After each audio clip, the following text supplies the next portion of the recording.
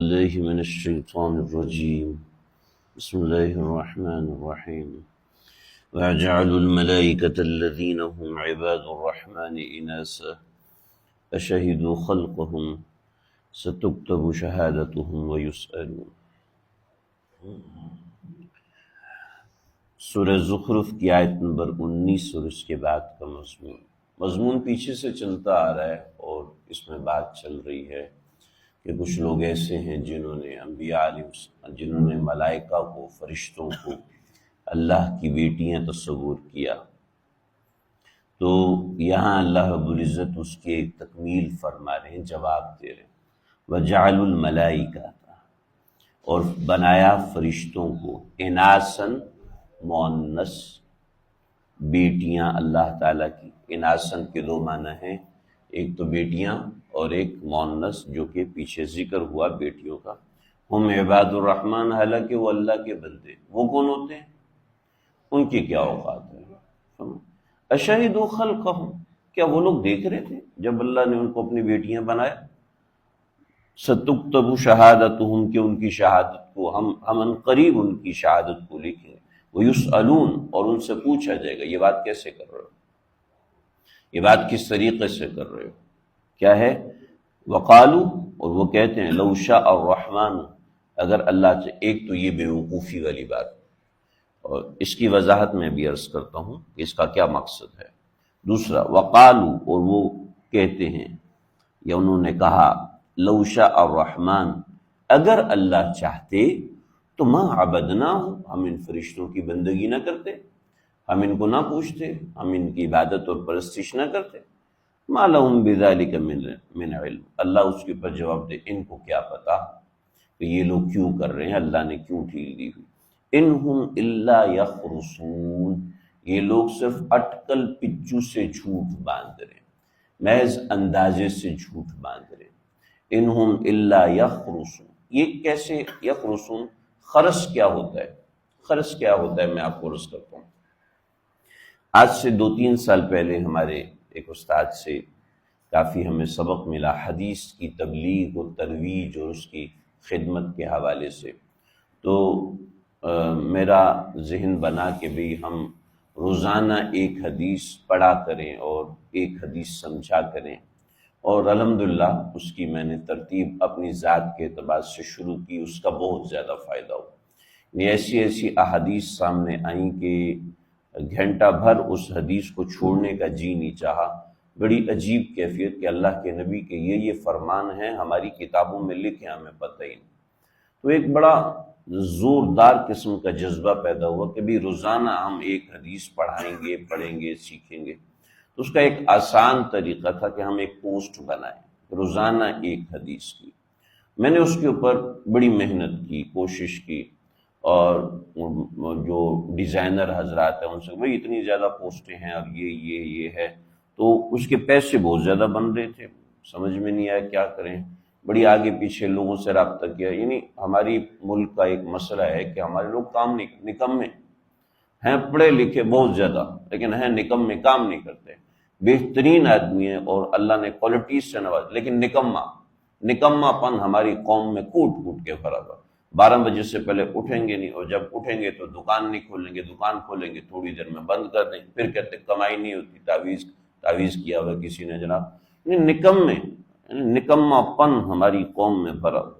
خیر کرتے 1 سال اس میں گزر گیا۔ جو کام کے لوگ ہیں ظاہر بات ہے وہ پیسے اس حساب سے مانگتے ہیں، ہم تو فلاح و بہبود کا کام کرنا، اتنے پیسے تو نہیں۔ خیر اللہ کا کرنا ایسا ہوا کہ کچھ عرصہ پہلے پھر ہم نے اس پہ کام کرنا شروع کیا، احادیث جمع۔ ظاہر بات ہے حدیث ہوتی ہے، کوئی ایسی بات نہیں ہے۔ پھر حدیث کون سی بیان کرنی ہے، کون سی بیان نہیں کرنی، ایسی 85 حدیثیں ہیں جو عام بیان نہیں کی جا سکتی۔ پھر ان حدیثوں میں چھانٹی کرنا، اور وہ بڑی حدیثیں، پھر چھوٹی حدیثیں، کون سی حدیثیں جو بغیر چھوٹے سے مفہوم کیوں نہیں، اتنے مفہوم کیوں کہ آسانی سے سمجھ میں آ جائیں۔ پھر اس کے لیے یعنی ایک بڑی اس کے اوپر 1 سال تک ہماری اس پہ محنت ہوئی، ڈسکشن ہوئی، احادیث تلاش کی، پھر ان کے اوپر بحث ہوئی کہ یہ حدیث یہ وہ ہم نے الحمدللہ پچھلے 1-2 مہینہ پہلے ہم نے الحمدللہ کام سٹارٹ کر دیا، وہ حدیثیں ہم نے بھیجنا شروع کر دی۔ یعنی اس کے پیچھے 2-2.5 سال کی محنت، پھر جذبہ، پھر موٹیویٹ کرنا. ظاہری بات ہے جو جذبہ مجھے ہے وہ آپ کو نہیں ہو سکتا، جو آپ کو ہے وہ مجھے نہیں ہو سکتا. یہ تو دل کی بات ہوتی ہے، جس بندے کو لگی ہوتی ہے اسی کی بات ہوتی ہے. اب ایسا ہوا کہ کام ترتیب سے جاری ہو، 2-2.5 مہینے بڑی پابندی سے رہا. تو ایک مولوی صاحب آئے، نہیں آپ تو یہ فلاں ادارے کی پوسٹ چوری کرتے ہیں، کاپی پیسٹ کرتے ہیں، مطلب چوری کرتے ہیں اور آپ بھیج دیتے ہیں. آپ محنت کیا کرو بھائی، کوشش کیا کرو، آپ کو پتہ ہی نہیں ہے اتنا نازک کام ہے، آپ نے ایسے شروع کر دیا. تو مجھے اس وقت یہ آیت سمجھ میں آئی، انہم الا یخرصون، انہم الا یخرصون. انہوں نے تو چلو اپنے حساب سے کہا، لیکن آیت سمجھ میں آ گئی کہ پیچھے کیا سٹوری چل رہی ہے، کیا کہانی ہے، کتنی محنت. یہ تو میں نے آپ کو 2 منٹ میں بتائی ہے. اس کے لیے کیا کیا محنتیں، کیا کیا کوششیں، کتنا پیسہ خرچ، کتنا کام ہوا، کتنی محنتیں، کہاں کہاں حدیث، اور پھر کتنے محققین سے رابطہ کیا، علماء سے رابطہ کیا، باتیں ہوئی وہ ساری. یعنی اتنے لمبے لمبے اسفار ہوئے صرف ایک چھوٹے سے کام کے لیے. سمجھتے ہیں کہ یہ چھوٹا سا کام، وہ بہت بڑا کام ہوتا ہے، کوئی چھوٹا کام نہیں ہوتا. اور سامنے والا ایک چھوٹی سی بات کر کے سائڈ پہ ہو جاتا ہے. انہم الا یخرصون، اس کو کہتے ہیں خرص. یہ ہے خرص کہ پیچھے پورا بیک گراؤنڈ نہیں پتا، لیکن میرے دماغ میں آ گیا تو بس ٹھیک ہے، بس وہی سب کچھ ہے، اس کے علاوہ کچھ بھی نہیں. اور اس کے اوپر ہم سوچ بھی نہیں سکتے، اس سے آگے ہم نکل بھی نہیں سکتے. خود اپنے مزاج کے اندر برائی ہے تو دوسروں کو بھی برا جاننا، خود اپنے مزاج میں چوری ہے تو دوسروں کو بھی چور سمجھنا، خود اپنے مزاج میں گندا ہے تو گندا پن ہے تو دوسروں کو بھی گندا سمجھنا. انہم الا یخرصون، کہ مزاج میں خرص ہے. یعنی اب اوپر کی آیات کو سمجھیں. وَجَعَلُوا الْمَلَائِكَةَ الَّذِينَ هُمْ عِبَادُ الرَّحْمَنِ إِنَاثًا، فرشتوں کو اللہ کی بیٹیاں سمجھ. کیا دلیل ہے؟ اللہ کہہ رہے ہیں وَجَعَلُوا الْمَلَائِكَةَ أَشَهِدُوا خَلْقَ، کیا یہ لوگ گواہ تھے اس کے اوپر؟ اگر تھے تو سَتُكْتَبُ شَهَادَتُهُمْ، ان کی شہادت لکھی جائے گی. ہاں بھئی گواہی دی تو کہاں دیکھا تھا تم نے، کیا دیکھا تھا، کس طرح دیکھا تھا، یہاں سمجھیے. ہاں ٹھیک ہے، یہ مسئلہ تو ایسی ہونا چاہیے، شریعت کی بات ہے، ایسی ہونی چاہیے. ایسی ہونی چاہیے، کیسی ہونی چاہیے مجھے کیا پتا. امام مالک رحمۃ اللہ علیہ کے پاس ایک شخص شام سے آئے مدینہ شریف میں، اور کہا حضرت 5 مسئلے پوچھنے آئے. پہلا پوچھا، فرمایا نہیں آتا. دوسرا پوچھا، نہیں آتا. تیسرا پوچھا، 5 کے 5 مسئلے بتائے کہ نہیں. اور شام سے آئے تھے، 1 مہینہ انتظار کیا. حضرت نے فرمایا مجھے ان مسائل کی تحقیق نہیں ہو سکی، میں جواب نہیں دے سکتا. حضرت فلاں علاقے میں فلاں عالم، اس نے مجھے کہا کہ یہ مسئلہ پوچھ رہے ہیں تو امام مالک کے پاس جاؤ. فلاں علاقے کے فلاں عالم، مسلسل 2 سال سے سفر میں ہوں انہی مسائل کے لیے. اب آپ اس وقت کے سب سے بڑے عالم ہیں، آپ بھی کہہ رہے ہیں کہ مجھے معلوم نہیں ہے، تو آپ بتائیں میں کیا کروں، یہ لوگ کیا کہیں گے. فرمایا جاؤ اس کو کہہ دو، اس کو کہہ دو، اس کو کہہ دو کہ مالک کو اس مسئلے کا علم نہیں. حضرت آسان سا مسئلہ ہے. تو غصے ہو گئے. اِنَّا سَنُلْقِي عَلَيْكَ قَوْلًا ثَقِيلًا، اللہ کہہ رہے ہم نے تو بڑا بھاری کلام تمہارے اوپر اتارا، تم اس کو بڑا آسان سمجھ رہے ہو. چنانچہ دین کا کوئی مسئلہ، دین کی کوئی بات اگر کہیں سے پکی نہیں پتا تو خبردار کسی کو مت بتائیں. کہیں سے پڑھی ہوئی نہیں ہے تو کسی کو مت بتائیں. صرف ٹی وی پہ مسئلہ سن کے آگے سنانا شروع کر دیا، صرف موبائل پہ بیان سن کے آگے سنانا شروع کر دیا، صرف موبائل سے حدیث سنی اور آگے سنانا شروع کر دی. یہ ہے اپنی طرف سے بات بنا دینا، اپنی طرف سے بات بنا دینا. آگے مسئلہ پتہ ہے جی مفتی صاحب سے پوچھیے، میری فیلڈ نہیں ہے. مسئلہ معلوم ہے آپ کو، ہاں بعین ہی وہی مسئلہ اور اسی طریقے کا مسئلہ. چنانچہ جب میں اپنی پڑھائی کے اندر تھا تو ایک مسئلہ ہمارے پاس آیا. کسی شخص کے سر پہ گن رکھی اور گن رکھ کے اس کے سامنے پیپرز لائے گئے اور اس کو کہا سائن کرو. اس نے سائن کیے تو اب طلاق ہوئی یا نہیں ہوئی. میں نے ساری کتابیں دیکھیں کہ اس کو طلاق مکرہ کہتے ہیں. مکرہ کی طلاق عند الحنفیہ، حنفیہ کے نزدیک نافذ ہو جاتی ہے. چنانچہ مکرہ کی طلاق ہو گئی. میں نے تقریباً 16 کتابوں کے حوالے تلاش کیے، مکرہ کی طلاق ہو گئی، مکرہ کی طلاق ہو گئی. میرے استاد جی نے ایک مفتی صاحب نے میرا مسئلہ پاس کر دیا. جب دوسرے نے دیکھا، انہوں نے کہا کتاب میں کہاں لکھا دکھاؤ. میں نے کہا یہ دیکھیں، یہ لکھا مکرہ کی طلاق ہو گئی.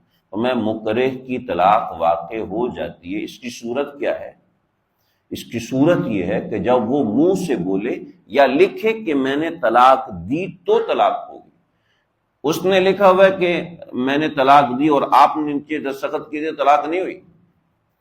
چنانچہ مکرہ کی طلاق کی بھی کتنی صورتیں ہیں وہ آپ کو پتہ ہی نہیں. آپ نے صرف مطلق مکرہ کو دیکھا. مکرہ کی طلاق کی ہزاروں صورتیں. جو صورت آپ کے سوال میں آئی ہے اس کا کیا جواب ہے؟ جب اس کا جواب تلاش کیا تو 16 سے زیادہ کتابوں میں ملا کہ اس طرح طلاق نہیں ہوتی. صرف دستخط کیے مکرہ، یعنی مسئلہ ایسے ہے کہ مکرہ ہو، مطلب یہ کہ اس کے سر پہ گن رکھی ہوئی ہے اور پھر اس کے آگے لکھا ہو کہ میں نے طلاق دی، نیچے اس نے دستخط، صرف دستخط کیے، تو اس دستخط سے طلاق نہیں ہوتی.